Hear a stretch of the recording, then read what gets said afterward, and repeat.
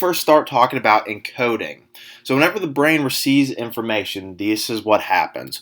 We will label/code it, we'll organize it with other similar information, and we'll connect new concepts to existing concepts. So we have two types of processing, pardon me. Automatic processing, it includes encoding of details like time, space, frequency, and the meaning of words. So what this means is remembering when you last studied. That's a lot easier to remember than maybe what you last studied, which is what's known as effortful processing. So when I last studied, well, I studied last night. And then you say, well, what did you study? Then I have to include effortful processing. It's like, well, this and a little bit of that.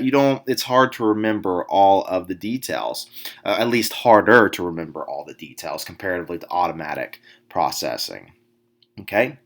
Moving forward, we have what's known as sensory memory to start things off very simply. So whenever we receive sensory information, we will store it briefly, and this is like things such as sight, sound, and taste. So it's regarding your senses, and so it's stored up for a couple of seconds, and then of course it's the first step of processing stimuli from the environment. And you can kind of think of sensory memory as like a filtration system between deeming what's important versus what's not important. And if it's not important, we discard it. Now, if it is important, we will move that to short-term memory.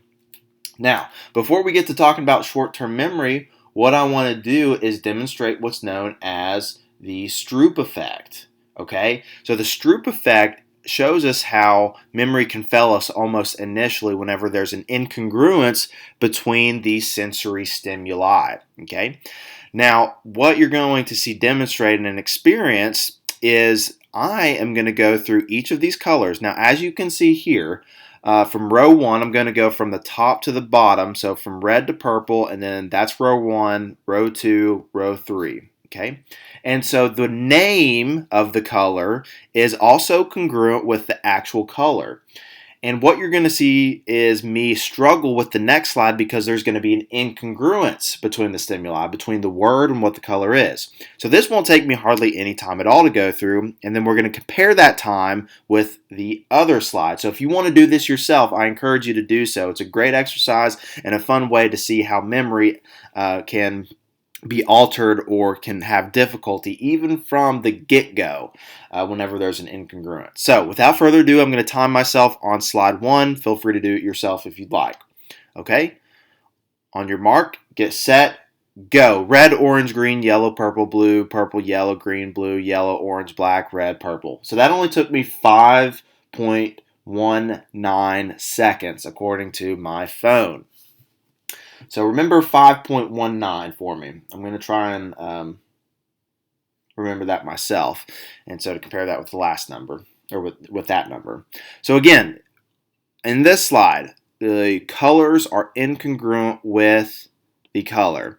And so what I have to do is I have to say the actual color, not the word. So in that first one, you can see that it says red, but I want you to say the color, and I'm going to say the color. So I would say blue, orange, blue. Okay, so we'll go from row 1, beginning with blue to red, and then row 2, row 3.